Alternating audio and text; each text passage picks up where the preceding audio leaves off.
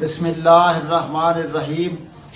الصلاۃ والسلام علیکہ یا سیدی یا رسول اللہ وعلی آلکہ وصحابکہ یا حبیب اللہ۔ واجب الاحترام دوستو، عزیزو بزرگو، قابل قدر میری ماؤں اور بہنوں، السلام علیکم ورحمۃ اللہ وبرکاتہ۔ آج کی ویڈیو میں جو عمل میں آپ کی خدمت میں عرض کرنا چاہتا ہوں وہ یہ ہے کہ بہت سارے حضرات یہ کہتے ہیں جی ہمیں بواسیر کی شکایت ہے اور اس سے بہت پریشان ہوتے ہیں، خون بھی بہت ضائع ہو جاتا ہے، اس کی وجہ سے انہیں کمزوری ہو جاتی ہے۔ ان کے لیے ایک عمل بتانے لگا ہوں، وہ یہ ہے کہ خلوص نیت کے ساتھ اللہ رب العزت کی بارگاہ میں اس یقین کامل کے ساتھ التجا اور دعا کرنے سے پہلے 2 رکعت نماز نفل ادا کرنی ہے۔ وہ 2 رکعت نماز نفل جو ہے اس کی پہلی رکعت میں الحمد شریف اور اس کے بعد آپ نے علم نشرہ شریف پڑھنی ہے، سورہ علم نشرہ۔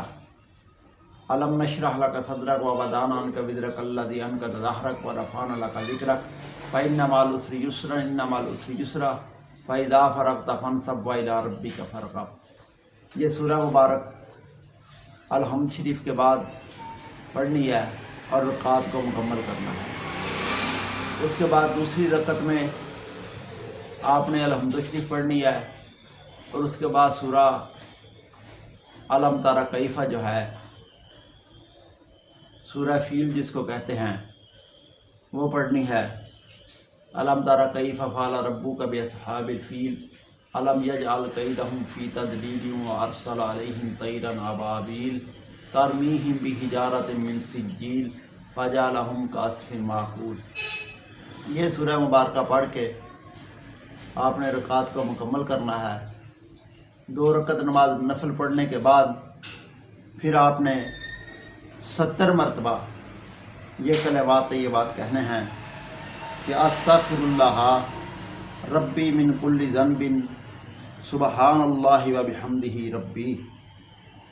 استغفر اللہ ربی من کل ذنب سبحان اللہ وبحمدہ ربی۔